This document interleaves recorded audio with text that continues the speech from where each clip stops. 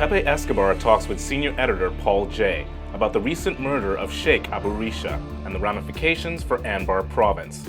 Pepe is a correspondent for The Real News and a columnist for the Asia Times Online. On September the 13th, President Bush addressed the nation and spoke to the world in a speech titled "On the Way Forward in Iraq." On that very day, Sheik Abu Risha was killed in Anbar province, the very place that President Bush said a great success had been achieved in Iraq. First, let me play you a piece of President Bush's address. Anbar province is a good example of how our strategy is working. Last year, an intelligence report concluded that Anbar had been lost to al-Qaeda. Some cited this report as evidence that we had failed in Iraq and should cut our losses and pull out. Instead, we kept the pressure on the terrorists. The local people were suffering under the Taliban-like rule of al-Qaeda, and they were sick of it. So they asked us for help. In Anbar, the enemy remains active and deadly.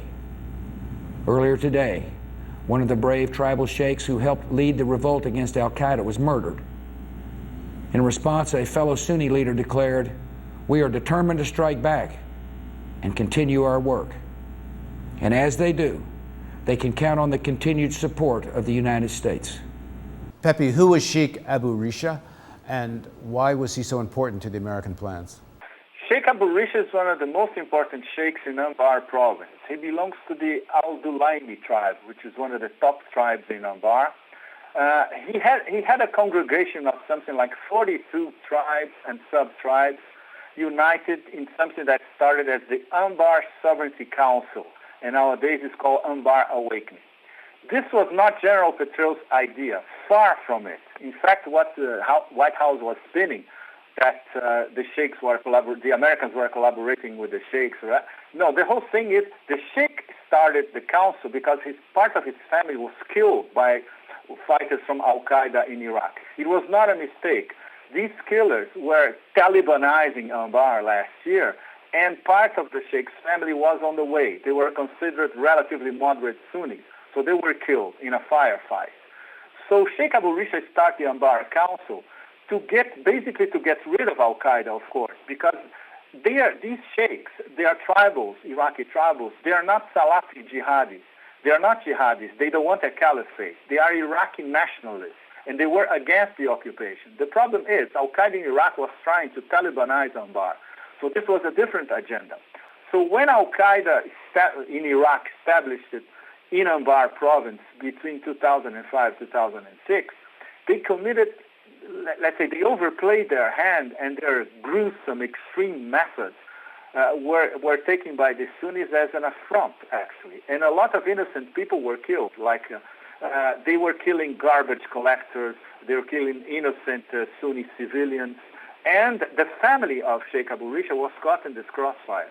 And that's why Abu Risha, united with around 200 sheiks from these 42 tribes, started the Anbar Sovereignty Council. The Americans arrived later on. In fact, General Petraeus was very clever because he saw the possibilities of using local proxies to fight al-Qaeda, because obviously the Americans would be able to break inside the sea of fish of the resistance. And al-Qaeda was part of the guerrilla, the Iraqi Sunni Arab resistance against the occupation. What will be the significance of the death or the assassination of the Sheik? Will it in any way affect the way his tribe fights al-Qaeda? Will it change the situation in Anbar province? The Sheik, he was posing as a collaborator of the Americans. This, of course, was occasioned tremendous disgruntlement all over the Sunni Arab world, not only in Iraq, but in other parts, like in Syria, in Jordan, or even in Egypt. Because for most of the Middle East, what we're dealing with is Western occupation. Whatever you spin it in the White House, in the U.S. for internal U.S. public consumption, the Middle East views this as a Western occupation by the U.S. Why couldn't the Sheik have fought al-Qaeda without posing or posturing as doing so in alliance with the U.S.? Because the Sheik and some of the sheiks of the Dulaimi tribe were trying to use this as a platform to go back to government in Baghdad. They were trying to ingratiate themselves to the Americans, maybe as a shortcut to go back to the green zone. Don't forget that Sheik Abu Risha had political aspirations. He wanted to be part of the government, and he wanted Sunni Arabs, tribals, to have participation in the government in Baghdad. Most people know, in the case of Anbar, it's at least 97%. They consider the government in the green zone as a Shiite government, indebted to the Iranians. So for them, this is not a representative government. So the Sheiks use the Americans to get as close to power as possible in Baghdad, and the Americans use the Anbar Council to work as their proxies, eliminating Al-Qaeda in Iraq.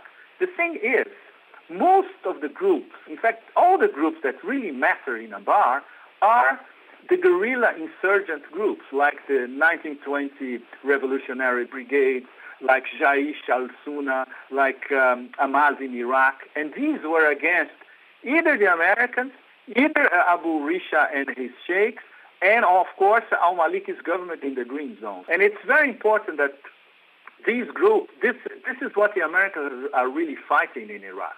But at the same time, the Sunni Arab hardcore guerrilla groups could also be sending a message directly to the Americans saying, look, you're fighting us here.